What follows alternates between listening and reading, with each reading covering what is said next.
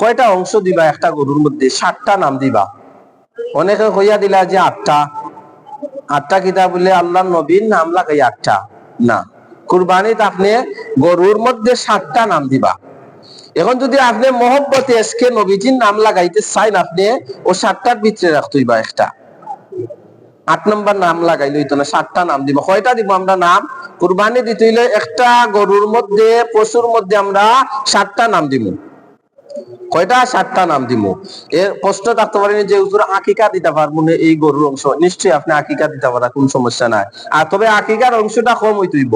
আকিকার নাম 3টা থাকতে হইব, আর বাকি 4টা থাকতে হইব আপনার কুরবানির। এখন যদি আপনি ছাগল দি দেন, তাহলে পুরুষ হইলে 2টা দিতে হইবা ছাগল। পুরুষ হইলে আপনি ছাগল দিয়ে যদি আপনি দেন, তাহলে 2 নাম। আকিকার যদি হইয়া থাকে ছেলে, তাহলে 2 নাম আপনি দিতে হইবা। আর মেয়ে যদি হয় তাহলে 1 নামে দিলে চলবো। তবে ছেলে যদি হয় তার আকিকার অংশ লাগাইতে চায়, তাহলে 3 নামের মধ্যে 2 নাম আপনি দিতে হইবা আকিকার। 1 নাম দিতে হইবা, অন্য কেউ দিতে হইবা, মেয়ে দিতে হইবা। অথবা 2 নাম দিলেই আকিকার 4টা অংশই যায়। 4টা অংশ দিলে ওইতো নাই। অর্থাৎ কম অংশ থাকতে হইব আকিকার, বেশিরভাগ থাকতে হইব কুরবানির। এখন যদি কেউ যে আলাদা আপনি চান গরু বাদে আপনি আকিকা দিতা, ছেলে যদি আপনার 2টা আপনি ছাগল দিবা। ছেলে হইলে কয়টা?